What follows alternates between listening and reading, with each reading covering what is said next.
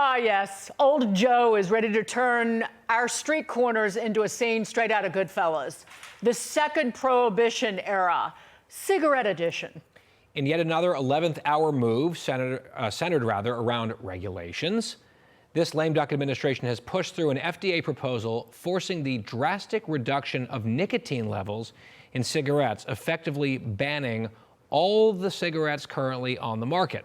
This proposal takes effect, you might as well hand illegal alien cartels and criminal gangs and the black market Marlboros wrapped in a bow, because this is what would be a great gift to them.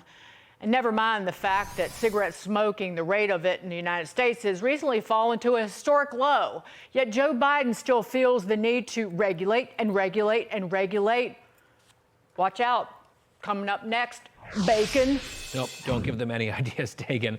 Joining us now is Tobacco Law Enforcement Network Chair Richard Marianos. And Richard, I'm not a smoker. I don't care for cigarettes at all. But I do have concerns about authority here and what the president is doing at the last minute, and also the unintended consequences that have to do with, I don't know, creating a black market, right? These seem like obvious questions to ask. Well, they're great questions, and thank you so much for having me, because right now, many people in the country don't understand the consequences and the ramifications of this administration and their policies surrounding tobacco enforcement. So what would be the effect? And we played that clip from Goodfellas where they're selling cartons of cigarettes out of the back of a car, and we were laughing about it, but I am old enough to remember where people would hijack a tractor trailer of cigarettes, or you would buy cigarettes, and this was your job in the ATF, you'd buy cigarettes somewhere in a low tax state and you'd cart them to a higher tax state and literally sell them out of the back of your car. But what this would do is create a vast black market for high nicotine cigarettes, and also have knock-on effects for other nicotine delivery devices. And that's what the administration's doing. They're trying to bring in low nicotine delivery systems, or low nicotine cigarettes that have never been marketed, never been produced, never put out there before. And what is going to happen is a black market that this country has never seen surrounding tobacco trafficking. I think I've said it before to you guys earlier this week. Congratulations, administration. You've just empowered crime. You've just empowered the cartels, Chinese organized crime, the Russian organized crime networks to go out there and put cigarettes on the street because of this administration and their crazy, crazy ideas of interfering in something that's been in commerce for hundreds of years.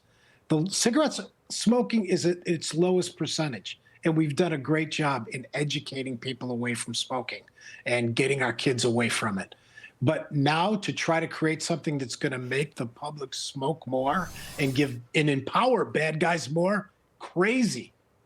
It's absurd. It's like giving them a ticket to just churn money out of the back doors, churn money out of the trucks, churn money out of the bodegas at the expense of the American people. If this were to go through, this regulation that they're proposing at the last second here, what would the cartels do? Like, they're licking their chops. They're waiting to see if it happens. If it does happen, what's their next move? Well, their next move is to partner with other organized crime. Like, we know that we hear it from everyone. China is the biggest threat to American national security, and they're the best counterfeiters out there, from counterfeiting baby formula to the $100 bill to cigarettes. Everything. They will use the same, exactly. They will use the same routes. They will partner with the cartels to bring them into the United States through the southwest border. And then we have the Russians, who have the ability to get it into the bodegas and get it onto the streets. So we've initially empowered organized crime, or the highest value targets that we're looking at that are a threat to our communities and a threat to our public safety. We need to address these things, and bad policy leads to no enforcement. Bad policy leads to more crime and bad ideas. And they've turned something into a greater public health risk, because this is an illicitly manufactured product now coming out of China, and you don't know what's in it. Hey, fentanyl? Maybe fentanyl. Exactly. So well done, you jerks. Richard, sorry, not you. No, that's great. I understand. But you're totally right. People will smoke more now to get their nicotine fix. And then we don't know what is going to be coming out of this counterfeit market because there's going to be no regulation. And it's danger times 10. Richard Marianos, thank you so much. Great to see you, sir.